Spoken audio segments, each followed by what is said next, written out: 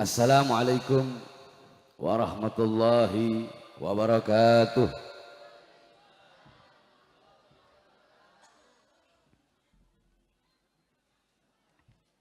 Alhamdulillahil qawiyyi sultanuh, al-wadihil burhanuh, al-mabsut fil wujud karamuhu wa ihsanuh. Allahumma salli wa sallim wa barik wa karrim wa azzim ala nuril anwar wa sirril asrar wa tiryakil aghyar wa miftahi babil yasar sayyidina wa maulana Muhammadinil Mukhtar wa alihil athhar wa ashabihil akhyar adada ni'amillahi wa ifdalih, amma ba'd. Yang saya cintai, yang saya muliakan, para alim ulama, para habaib, para kiai, para asatid, para tokoh masyarakat, segenap aparat pemerintah, wabil khusus guru-guru kita yang baru saja memberikan nasihat dan tausiahnya yang luar biasa kepada kita semua, Al-Habib Muhammad ibn Husain Al-Attas. Kita doakan mudah-mudahan Allah panjangkan umur beliau, Allah sehatkan jasmani dan ruhani beliau, Allah permudah urusan dunia akhirat beliau, Allah perkuat langkahan kaki beliau di dalam berdakwah dan berjuang di jalan Allah Subhanahu wa taala. Yang saya cintai, yang saya muliakan, sahabat lama saya, yaitu penasehat Majelis Taklim Junudur Rasul. Ini beliau sahabat lama saya. Saya terakhir ke sini berapa tahun lalu, Ustaz Misbah? 10 tahun ya? 10 tahun lalu.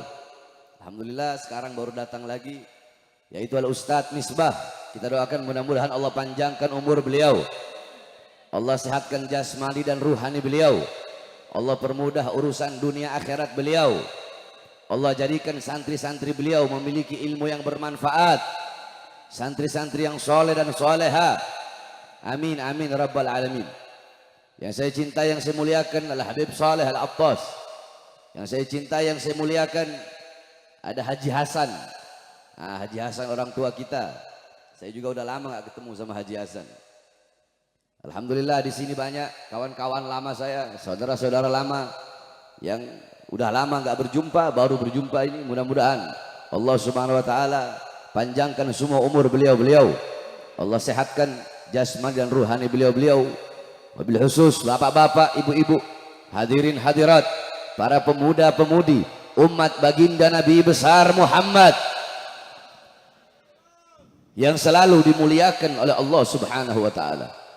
Saudara-saudara sekalian yang dimuliakan oleh Allah, kita duduk pada malam hari yang mulia ini dalam rangka Maulid Agung Nabi Muhammad sallallahu alaihi wasallam, sekaligus milad ke-6 Majelis Taklim Junudur Rasul, beserta juga akekah, ya akekah daripada anak daripada guru kita Al-Ustadz Misbah.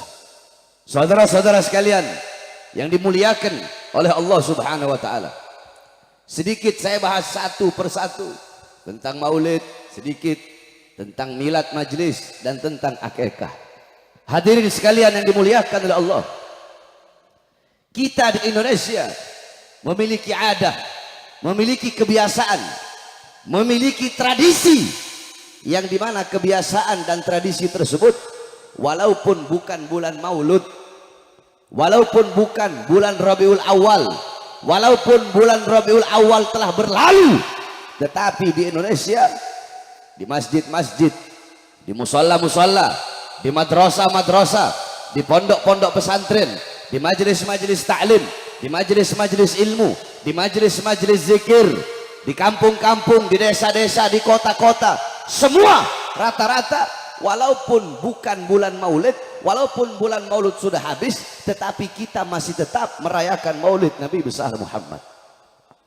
Maka tidak heran dulu semasa hidupnya Abuya Al-Imam Ahlus Sunnah wal Jamaah As-Sayyid Al-Habib Muhammad ibn Alwi Al-Maliki Al-Hasani radhiyallahu anhu rahimahullah, beliau pernah berjumpa dengan Rasulullah sallallahu alaihi wasallam.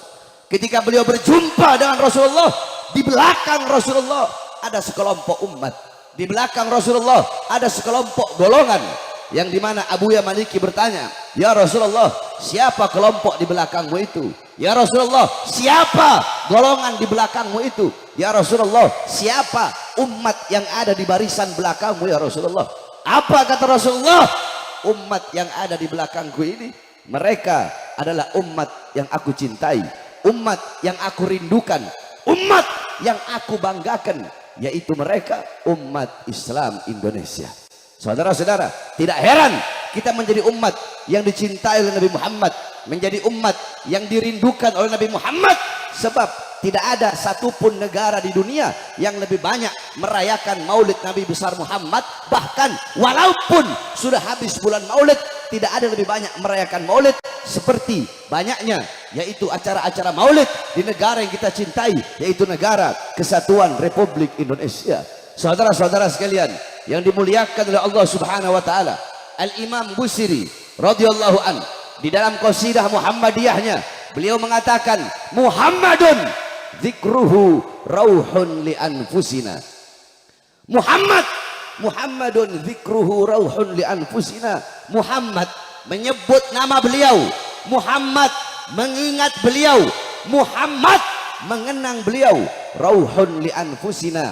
Itu adalah ketenangan, itu adalah kedamaian, itu adalah ketentraman bagi hati-hati kita. Saudara-saudara, ketika disebut nama Nabi Muhammad, bahkan Telaga Al-Kausar yang sedang mengalir, Telaga Al-Kausar berhenti mengalir hanya untuk mendengarkan lidah-lidah yang basah dengan menyebut nama baginda Nabi besar Muhammad.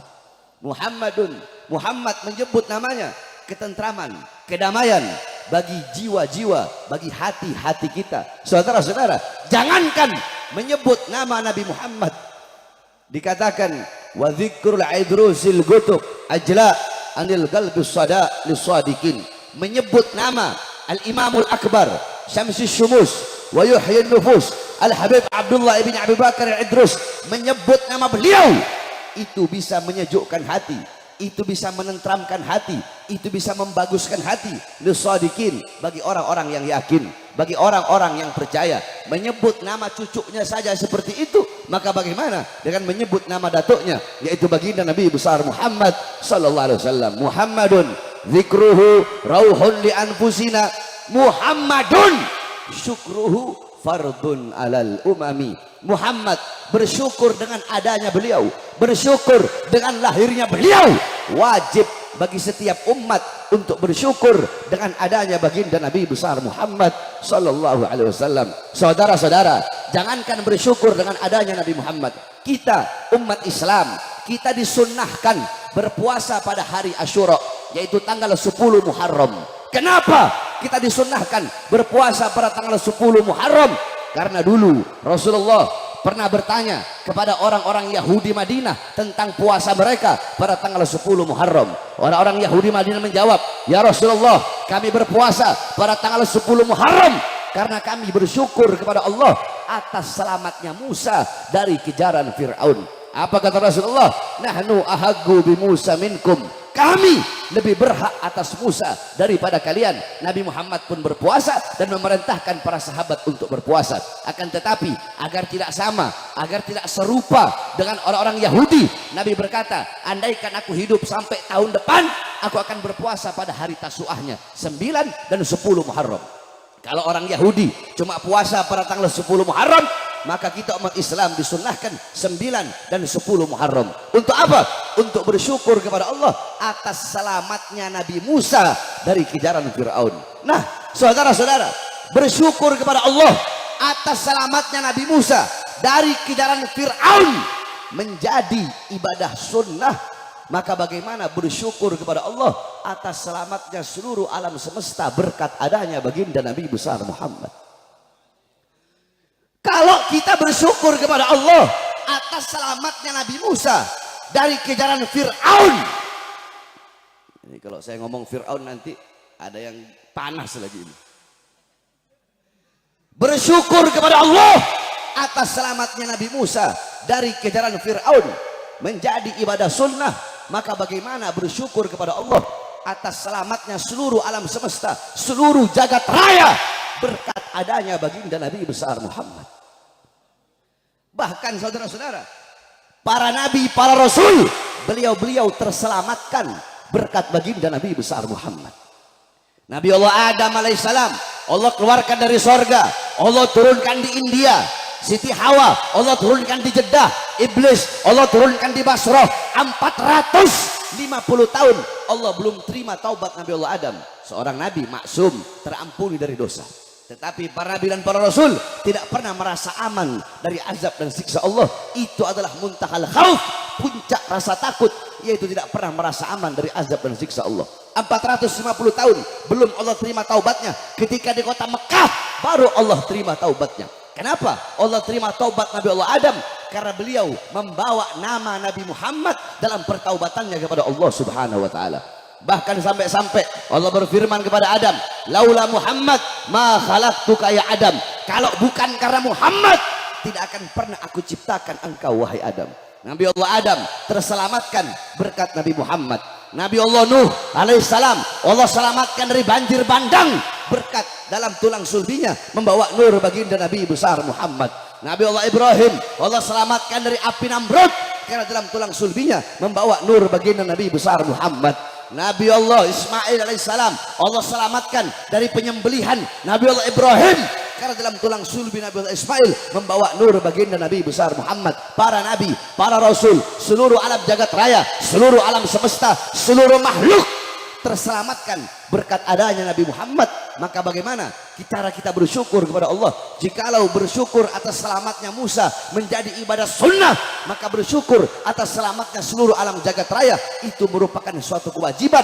Bersyukur dengan adanya baginda Nabi besar Muhammad, sebagaimana yang Imam Busiri katakan, Muhammadun syukruhu fardun alal umami. Muhammad bersyukur dengan adanya beliau wajib bagi setiap umat. Maka kita duduk pada malam hari ini untuk bersyukur kepada Allah atas lahirnya cahaya alam semesta, atas lahirnya penerang jiwa, yaitu baginda Nabi besar Muhammad sallallahu alaihi wasallam. Oleh karenanya saudara-saudaraku sekalian yang dimuliakan oleh Allah Subhanahu wa taala, dengan kita duduk di majelis-majelis maulid, dengan kita duduk di perkumpulan-perkumpulan pada malam hari ini, jangan hanya sekedar duduk saja, akan tetapi pulang nanti dari acara maulid, pulang nanti dari majelis maulid, jadikan Nabi Muhammad sebagai teladanmu, sebagai uswahmu, sebagai gutwahmu, sebagai idolamu, teladanmu, pedomanmu dalam kehidupan engkau sehari-hari. Jangan engkau jauh dari akhlak Nabi Muhammad, jangan engkau jauh dari ajaran Nabi Muhammad, jangan engkau jauh dari sunnah-sunnah baginda Nabi besar Muhammad. Hidupkan engkau punya rumah tangga dengan sunnah Nabi Muhammad, dengan ajaran Nabi Muhammad. Hidupkan engkau punya kampung, engkau punya desa, engkau punya kota, engkau punya daerah. Hidupkan dengan ajaran Nabi Muhammad, hidupkan dengan sunnah-sunnah baginda Nabi besar Muhammad sallallahu alaihi wasallam.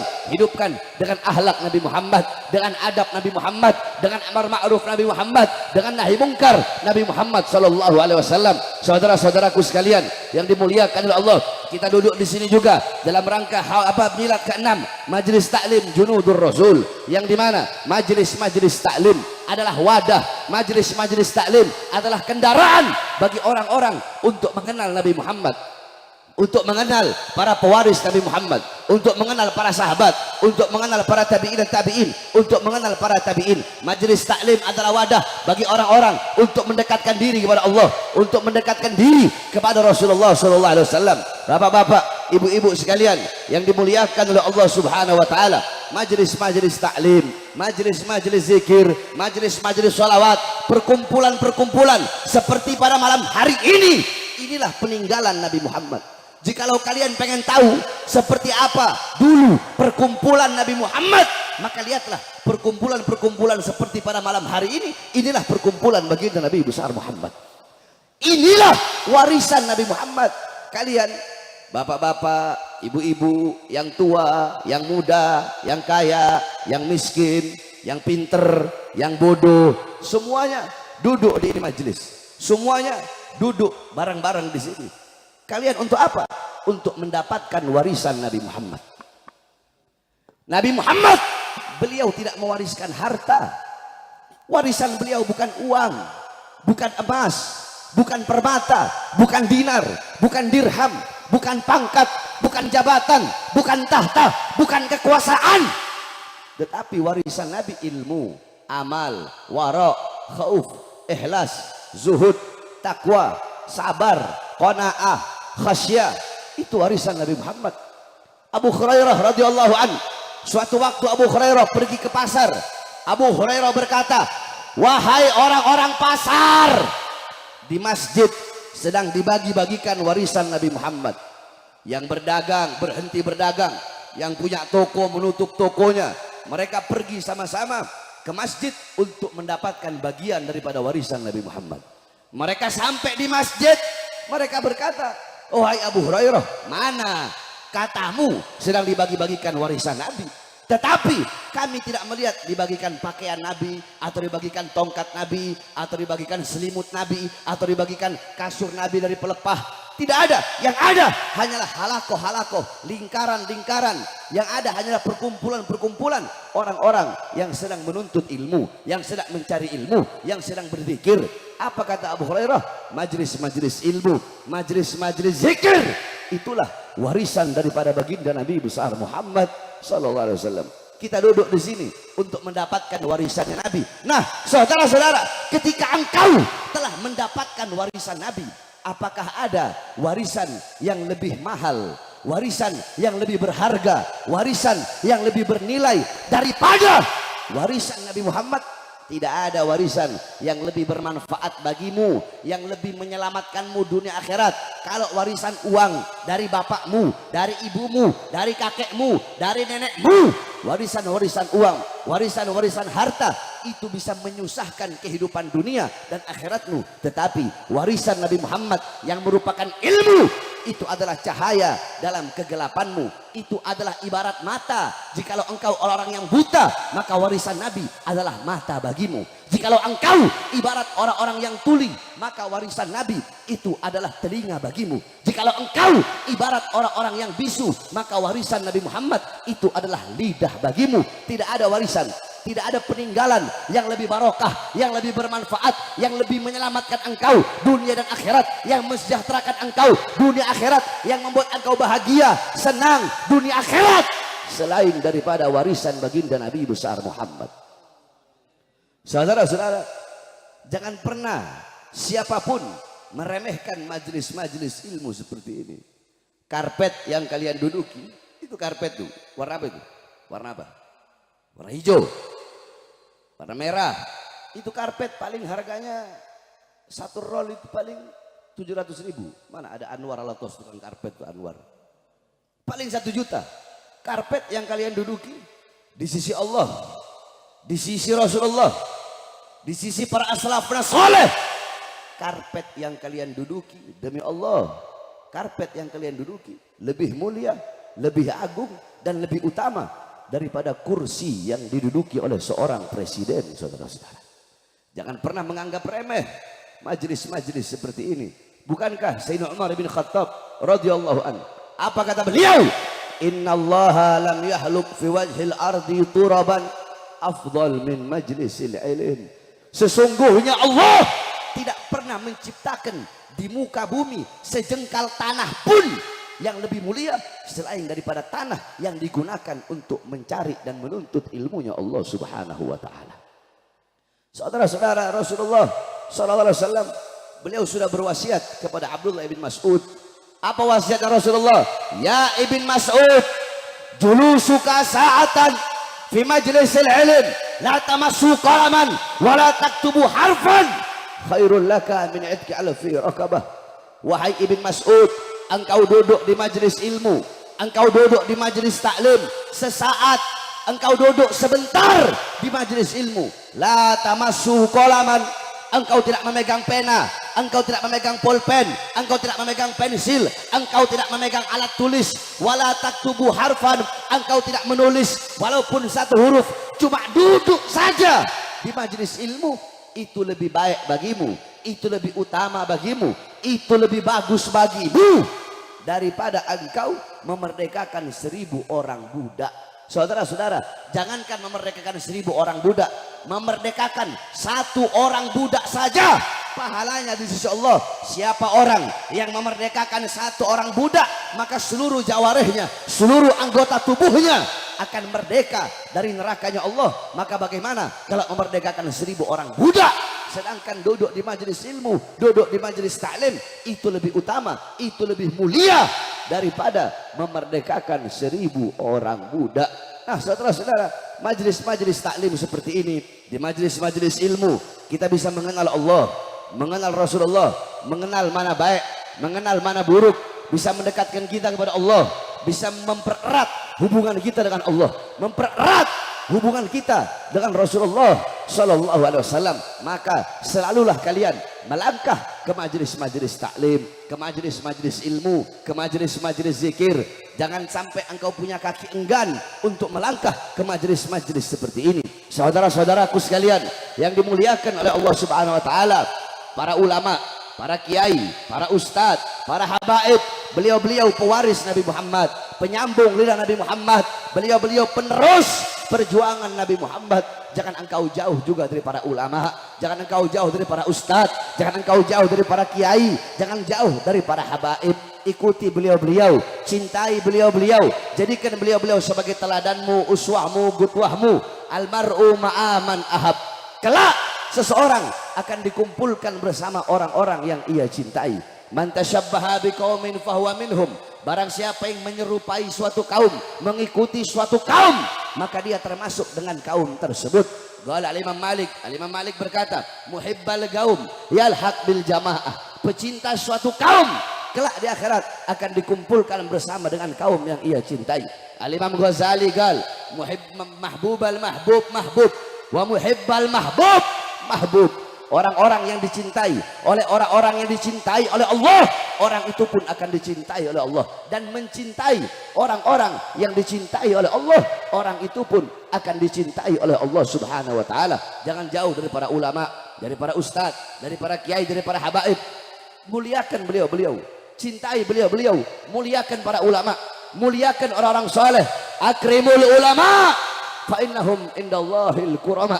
Muliakan para ulama karena beliau-beliau adalah golongan yang mulia, golongan-golongan yang agung di sisi Allah Subhanahu Wa Taala. Man akrama aliman faqad akramani, faman akramani faqad akramallah, faman akramallah fama'wahul jannah. Siapa orang memuliakan ulama, maka seakan-akan, maka sungguh dia telah memuliakanku. Barang siapa memuliakan orang alim, memuliakan para ustadz, memuliakan para kiai, seakan apa, maka sungguh dia telah memuliakan aku, kata Rasulullah. Barang siapa yang memuliakan aku, maka sungguh dia telah memuliakan Allah. Barang siapa yang memuliakan Allah, maka tempatnya adalah surganya Allah Subhanahu Wa Taala. Jangan sampai putus hubungan kita dengan para ulama. Rasulullah sudah mengatakan, apa kata Rasulullah? Kun aliman, hei sekalian umatku, jadilah kalian, jadilah engkau ulama, jadilah engkau orang yang berilmu, jadilah engkau orang yang faham agama. Habib, saya nggak bisa jadi ulama, nggak bisa jadi ulama. Kun muta'alliman, jadilah pencari ilmu, jadi penuntut ilmu, jadi santri. Kalau nggak bisa jadi ulama, jadi santri. Habib, saya nggak bisa jadi santri, udah tua. Habib, saya nggak bisa jadi santri, otak saya bebel, ilmu nggak masuk. Oh, nggak bisa jadi santri. Kun mustami'an, jadilah pendengar ilmu. Sebagaimana ibu-ibu, bapak-bapak, para pemuda-pemudi duduk pada malam hari ini untuk mendengarkan ilmu dari para ustadz, dari para kiai, dari para habaib. Ini adalah golongan-golongan yang ketiga. Jadi ulama nggak bisa, jadi santri nggak bisa, maka jadilah pendengar ilmu, pendengar nasihat, pendengar hikmah-hikmah para ulama, pendengar nasihat-nasihat para ulama. Pasang kuping baik-baik. Kalau duduk di majelis taklim, kalau duduk di majelis zikir, jaga mulut, jangan banyak ngomong. Kalau duduk di majelis ilmu, jangan ribut. Ini majelis taklim, ini majelis ilmu, bukan dangdut, bukan orkes. Ini majelis yang dimana hamba-hamba yang tampak, hamba-hamba yang terlihat bisa dihitung pakai jari. Paling 1000 orang. Akan tetapi hamba-hamba yang tidak tampak, hamba-hamba yang tidak terlihat, tidak bisa dihitung. Siapa? Mereka para malaikat Allah yang duduk di sini untuk duduk di majelis ilmu, untuk memohon ampun atas dosa-dosa orang-orang yang duduk di majelis ilmu. Ingat wasiat saya, Kalau duduk di majelis taklim, kunci mulut, jangan berisik, jangan banyak ngomong, yang khusyuk. Sampai-sampai Syekh Abu Bakar bin Salim, ibu-ibu dengarkan, apa kata Syekh Abu Bakar bin Salim? Siapa orang yang banyak berbicara, siapa orang yang ribut, siapa orang yang banyak ngomong, ketika sedang duduk di majelis ilmu, banyak ngomong, banyak bicara, banyak ribut, dikhawatirkan dia mati dalam keadaan su'ul khatimah. Jaga kita punya lidah. Saudara-saudara, Rasulullah berwasiat kepada Mu'az bin Jabal. Apa wasiat Rasulullah? Rasulullah berwasiat, wahai Mu'az bin Jabal, ittaqullah haitsuma kunta wa aina ma kunta. Wahai Mu'az bin Jabal, bertakwalah engkau kepada Allah dimanapun engkau berada, kapanpun, dalam keadaan apapun, bertakwalah kepada Allah. Wahai Mu'az, jaga kau punya salat, karena salat tiang agama. Wahai Mu'az, berpuasalah engkau, karena puasa dapat membuka pintu-pintu kebaikan. Wahai Mu'az, sedekahkan engkau punya harta, karena bersedekah bisa menghapus dosa, sebagaimana bara yang sedang menyala kemudian disiram dengan air. Akan tetapi dari semua wasiatku tadi, wahai Mu'az, ada satu yang paling penting, jaga engkau punya lidah wahai Mu'az. Sebab orang masuk ke dalam neraka laisa bi aidihim, orang masuk neraka bukan karena tangannya, orang masuk neraka bukan karena kakinya, orang masuk neraka karena lidahnya. Banyak orang masuk neraka itu karena lidah. Makanya Rasulullah SAW ketika beliau berdiri depan pintu neraka, Rasulullah menceritakan kepada para sahabat, wahai para sahabat, ketika aku berdiri depan pintu neraka, yang paling banyak aku lihat adalah perempuan dan orang-orang kaya. Pertanyaannya, kenapa perempuan yang paling banyak masuk neraka? Al-Imam An-Nawawi radhiyallahu an, beliau menjawab, jawabannya dua. Jawaban yang pertama, karena syariatnya perempuan jumlahnya lebih banyak daripada jumlah laki-laki, sehingga yang paling banyak juga masuk ke dalam neraka itu adalah perempuan. Perempuan sedikit masuk surga. Kenapa? Karena di surga, kata Imam Nawawi, Allah telah menyiapkan banyak para bidadari-bidadari. Bukan berarti sedikit juga. Sedikit waktu di akhirat itu, sedikit di akhirat itu sangat banyak, saudara-saudara. Satu hari waktu di akhirat itu satu hari aja. Waktu di akhirat sama dengan 500 tahun waktu kita di bumi. Satu hari akhirat. Jadi sedikitnya akhirat itu banyak. Nah, kenapa paling banyak masuk neraka? Itu adalah perempuan. Sengaja saya bahas ini karena di sini banyak para perempuan. Sebab, ayo ibu-ibu jawab ya. Yang suka yang paling banyak ghibah siapa? Perempuan berlaki-laki. Yang paling banyak gosip siapa? Yang suka paling banyak fitnah siapa? Perempuan. Perempuan bangun tidur belum makan udah gibahin tetangganya, udah ngomongin tetangganya, gosipin tetangganya. Apa aja digosipin sama perempuan-perempuan zaman sekarang gitu. Ya, makanya jaga engkau punya lidah. Sebab orang masuk neraka paling banyak dikarenakan lidahnya. Ibu-ibu, pakai cincin di jari kelingking itu hukumnya sunnah. Di jari kelingking. Pertanyaannya, kenapa pakai cincin di jari kelingking itu hukumnya sunnah? Rasulullah SAW ketika beliau mau pakai cincin, ibu-ibu, ketika beliau mau meletakkan cincin di tangan suci beliau, si telunjuk berkata, ya Rasulullah, akulah yang paling pantas untuk dikenakan cincinmu, karena aku adalah isyarat tasyahud, aku isyarat la ilaha illallah. Ketika orang mengucapkan tahlil atau mengucapkan syahadat, pasti isyaratnya adalah aku. Jari tengah berkata, ya Rasulullah, aku yang paling panjang, aku yang paling tinggi dari semua jari, aku lebih berhak dan lebih pantas untuk dikenakan cincinmu ya Rasulullah. Jari manis berkata, jempol berkata, ya Rasulullah, aku yang paling besar dari semua, akulah yang paling pantas untuk dikenakan cincinmu ya Rasulullah. Jari manis berkata, ya Rasulullah, aku lebih besar dari kelingking, walaupun aku tidak lebih tinggi dari jari tengah, aku tidak lebih mulia dari jari telunjuk, aku tidak lebih besar dari jempol, tetapi setidaknya aku lebih besar dari jari kelingking. Nah, dari semua 5 jari, jempol ngomong, jari telunjuk ngomong, jari tengah ngomong, jari manis ngomong, kelingking nggak ngomong. Kelingking cuma diam. Karena diamnya kelingking. Karena itulah Rasulullah memilih memasukkan cincinnya, khatamnya pada jari kelingking. Karena kelingking diam, enggak banyak ngomong. Saudara-saudara sekalian, maka jaga kita punya lidah ketika duduk di majelis-majelis ilmu dan di majelis-majelis zikir. Karena qulu khairan aw yasmut, berkatalah sesuatu yang baik atau lebih baik diam.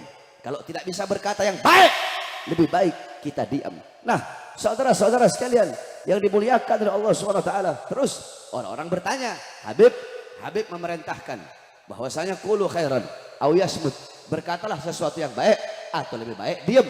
Tapi kenapa Habib suka suka berkata-kata kasar? Kenapa Habib suka mencaci? Habib suka memaki? Kenapa Habib kalau ceramah keras? Habib kalau ceramah teriak-teriak? Ya, kalian kan cuma lihat kalau saya lagi ceramah. Kalian nggak lihat bagaimana kalau saya lagi ngobrol. Kalian nggak setiap hari sama saya. Kalian nggak 24 jam bersama saya. Yang tahu saya orang-orang terdekat saya. Bagaimana banyak diamnya saya. Bagaimana pemalunya saya. Ya betul, memang Rasulullah berkata qulu khairan aw yasmut, berkatalah sesuatu yang baik atau lebih baik diam. Akan tetapi saya Bahar bin Smith tidak akan pernah diam. Saya tidak akan pernah membungkam saya punya mulut ketika saya melihat kemaksiatan, ketika saya melihat kezaliman, ketika saya melihat ketidakadilan, ketika saya melihat berapa banyak rakyat yang susah, rakyat yang kelaparan, rakyat yang menderita, rakyat yang kehausan, rakyat yang ditipu, rakyat yang harta dicolong, rakyat yang harta dicuri. Selama kedua mata saya masih melihat kemungkaran, masih melihat kezaliman, masih terbuka untuk melihat ketidakadilan, maka selama itu mulut saya tidak akan pernah bungkam. Selama itu mulut saya akan menghina, mencaci, memaki siapapun yang menyengsarakan bangsa dan rakyat Indonesia, saudara-saudara. Saya emang lebih banyak diemnya, tapi kalau lagi ceramah nggak ada istilah masa ceramah diem kayak ikan mas koi diem gitu. Oleh karena ya, duduk di majelis ilmu jangan banyak bicara. Ya. Jaga kita punya akhlak, jaga kita punya adab. Jangan hanya modal ilmu saja. Lau kana fil ilm min dunil khuluq syarafun lakana asyrafu khalqillahi iblis. Kalau cuma modal ilmu seseorang bisa jadi mulia. Kalau cuma modal ilmu agama atau ilmu dunia, orang itu bisa jadi mulia. Cuma modal ilmu, nggak ada akhlak, nggak ada adab, nggak ada budi pekerti. Cuma modal ilmu seseorang bisa menjadi mulia. Maka makhluk yang paling mulia adalah iblis. Saudara-saudara, sepinter-pinternya kita, iblis masih lebih pintar dari kita. Sebanyak-banyaknya ibadah kita, iblis lebih banyak ibadahnya dari kita. Iblis lebih pintar dari kita. Iblis lebih banyak ibadahnya, lebih bertakwa dari kita. Tapi kenapa? Iblis dikutuk, iblis dilaknat oleh Allah. Karena iblis tidak punya adab, karena iblis tidak punya akhlak. Ketika Allah memerintahkan untuk sujud, iblis tidak mau sujud. Pembangkangan itu merupakan pelanggaran akhlak. Pembangkangan itu merupakan tiada adab, itu merupakan tiada akhlak.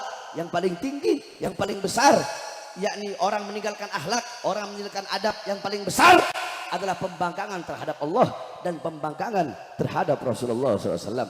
Maka wasiat saya, jangan jauh dari ulama, jangan jauh dari orang-orang soleh. Saudara-saudara, ini zaman sekarang sudah edan, ini zaman udah gila, ini zaman udah rusak, ini zaman sekarang udah nggak benar, saudara-saudara. Fitnah di mana-mana, kerusakan di mana-mana, maksiat di mana-mana, mabuk di mana-mana, melacur di mana-mana. SD zina, SMP zina, SMA, anak-anak SMA melahirkan di dalam sekolahnya. Anak SMA melahirkan di dalam kelasnya. Anak-anak kecil tidak kenal siapa Tuhannya. Anak-anak kecil zaman sekarang, anak-anak muda zaman sekarang buta terhadap Allah. Tanya sifat wajib, mereka nggak kenal. Sifat wajib bagi Allah, sifat mustahil bagi Allah, sifat jaiz bagi Allah. Tanya fikih, bodoh tauhid, buta terhadap tauhid, buta terhadap fikih, buta terhadap hukum-hukum Islam, tidak kenal siapa nabinya, tidak kenal siapa malaikat-malaikat Allah. Anak-anak zaman sekarang beda dengan kita orang. Dulu kita orang masih kecil, kita belajar sifat 20, kita belajar ilmu fikih, kita belajar ilmu hadis, kita belajar Al-Quran. Anak-anak zaman sekarang, saudara-saudara, lato-lato.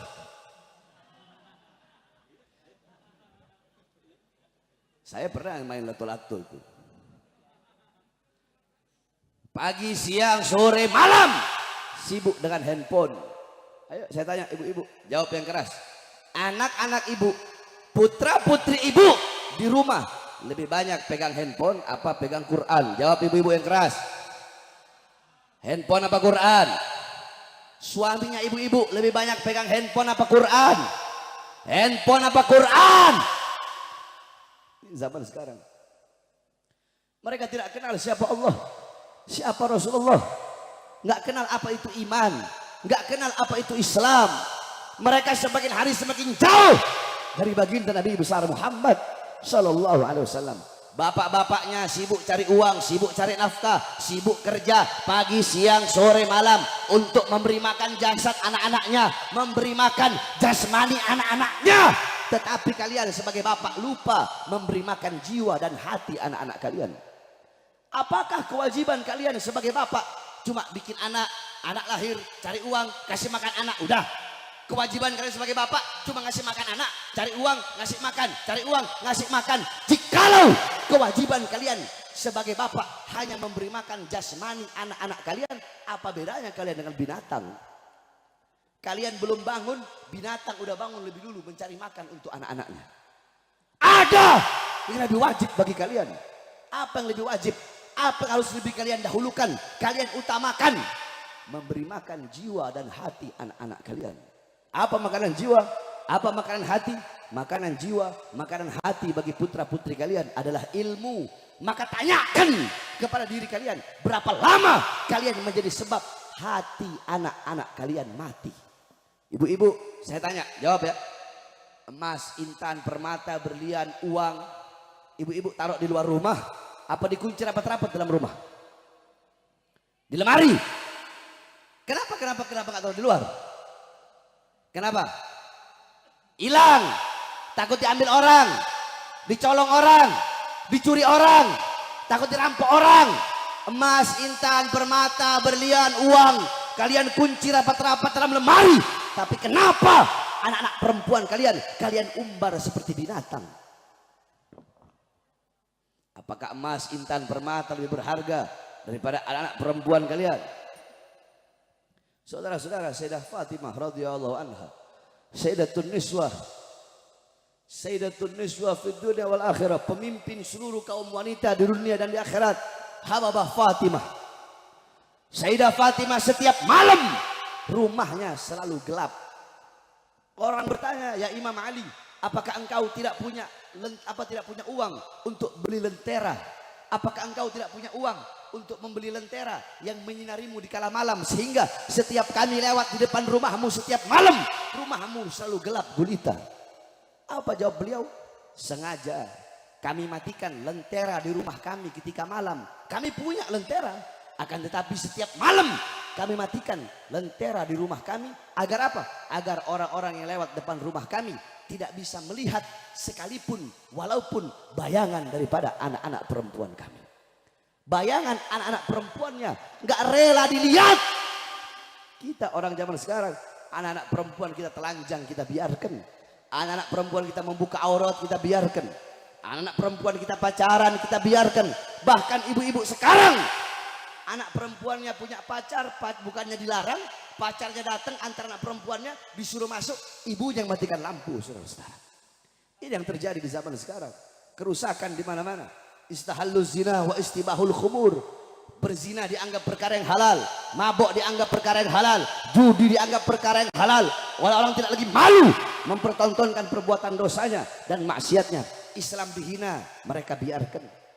Islam dihina, Islam dilecehkan, Islam dicaci, Islam dimaki, syariat Islam dipermainkan.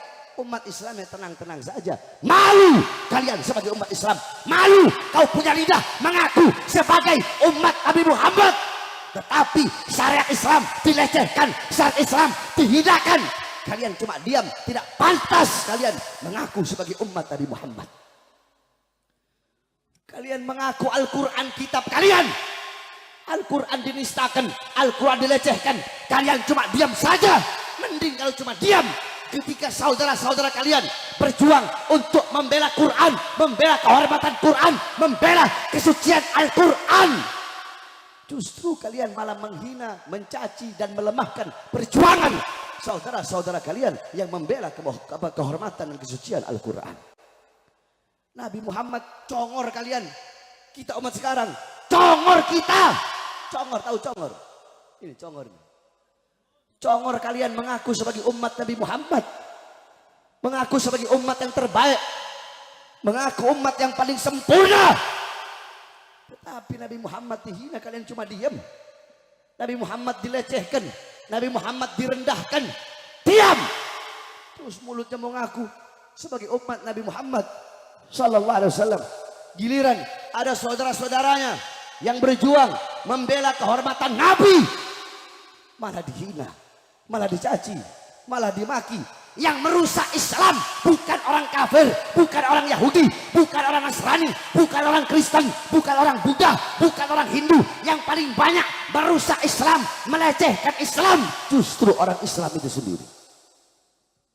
Coba kau lihat, yang paling banyak hina Islam bukan orang kafir, orang Islam. Syariat Islam dianggap asing. Pakaian-pakaian Islam dianggap asing. Ini zaman sudah gila, saudara-saudara. Kau pengen selamat dari zaman yang penuh dengan kerusakan, jangan engkau berlepas diri dari para habaib, anak cucu Rasulullah Sallallahu Alaihi Wasallam. Siapa yang mengatakan? Bukan saya yang bilang. Yang bilang Rasulullah. Apa kata Rasulullah? Ahli baiti kasafinatin Nuh. Keluargaku, anak cucuku bagaikan perahu Nabi Allah Nuh. Yang naik selamat, yang nggak naik nggak selamat. Di zaman Nabi Nuh ketika ada banjir bandang, semua makhluk, mau binatang, mau manusia yang naik perahu Nabi Nuh dipastikan selamat. Yang nggak naik, bahkan anaknya sendiri Kan'an tidak selamat karena tidak naik di perahu Nabi Allah Nuh. Nah, banjir bandang, kalau di zaman Nabi Nuh banjir bandang, di zaman sekarang banjir bandangnya fitnah, kerusakan, kemaksiatan, kemungkaran, ketidakadilan merajalela di mana-mana. Engkau pengen selamat, berpegang teguh kepada para habaib, kepada para anak cucu Rasulullah, insya Allah engkau bakal selamat dunia akhirat. An-nujum amanul ahli sama wa ahli baiti amanul ahli al-arad. Bintang-bintang pengaman bagi penduduk langit. Keluargaku, anak cucuku adalah pengaman bagi para penduduk bumi. Engkau pengen aman, engkau pengen selamat, jangan engkau jauh dari anak cucu Rasulullah SAW. Cintai para anak cucu Rasulullah SAW. Hum itrati khuliqu min tinati fawailal lil mukadzibina bifadlihim. Man habbahum ahabbahullah, man abghadahum abghadahullah. Mereka keluargaku, mereka anak cucuku. Maka celakalah orang-orang yang mendustakan keutamaan mereka. Barang siapa yang mencintai mereka, Allah cinta kepadanya. Barang siapa yang membenci mereka, Allah pun akan membencinya. Oleh karenanya, ikuti para habaib, insya Allah engkau kita semua bakal selamat dunia akhirat, aman dunia akhirat, damai dunia akhirat, tentram dunia dan akhirat. Cintai habaib, jangan pilih-pilih. Mau habib yang tegas atau habib yang lembut, mau habib yang bodoh atau habib yang pinter, mau habib yang masyhur atau yang khumul atau yang mastur, habib yang terkenal atau yang enggak, habib yang kaya atau yang miskin. Cintai. Kalau ada orang, oh saya cuma mau cinta sama habib yang lembut saja, habib yang tegas, yang keras cara dakwahnya, saya nggak mau cinta. Atau sebaliknya, saya cuma mau cinta sama habib yang tegas saja, sama habib yang lembut-lembut, yang lembek-lembek, saya nggak mau cinta. Orang seperti itu bahaya. Orang seperti itu cintanya ada di mata, bukan cinta yang berasal dari dalam hati. Mahallul mahabbah, tempatnya cinta bukan di mata, bukan di telinga, tapi tempatnya cinta adalah di hati. Orang yang benar-benar cinta, pecinta sejati, dia akan menutup matanya, akan menutup telinganya, dan akan menutup mulutnya. Pecinta sejati bagaikan mayat, saudara-saudara. Matanya nggak bisa melihat, telinganya nggak bisa mendengar, dan lidahnya tidak bisa berbicara. Sekali lagi, saya wasiatkan, kalau orang-orang sekarang ini Kalau nggak mau berjuang, diam. Tadi saya bilang apa? Orang masuk neraka karena apa? Karena lidah. Saudara-saudara, Al-Imam Syafi'i, saya teringat ada satu diwan Imam Syafi'i. Apa nasihat Imam Syafi'i? Kata Imam Syafi'i, orang bodoh, dia akan mengekspresikan kemarahannya itu dengan lidahnya. Sedangkan orang yang alim, dia akan mengekspresikan kemarahannya, ketidaksukaannya itu dengan perbuatan. Bukan hanya pandai bicara saja, akan tetapi menutup telinganya, saudara-saudara. Jadi kalau nggak mau berjuang, diam saja. Jangan udah nggak mau berjuang, bangsat iya, biadab iya, bodoh iya.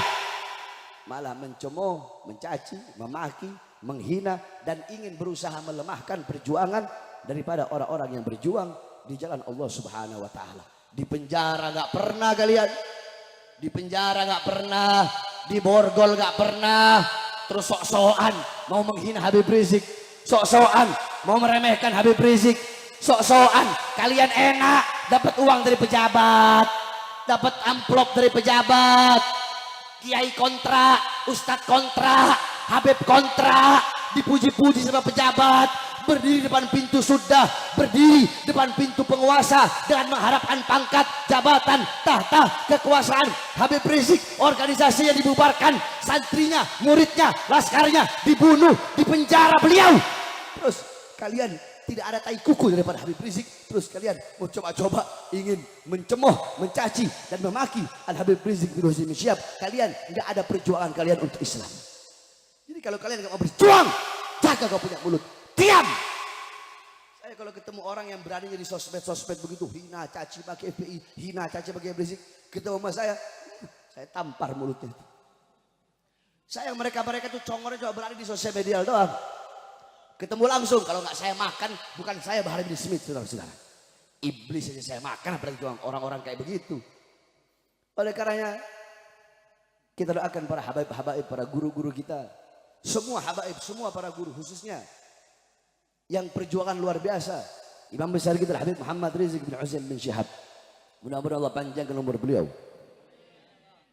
Allah sehatkan jasmani dan ruhani beliau.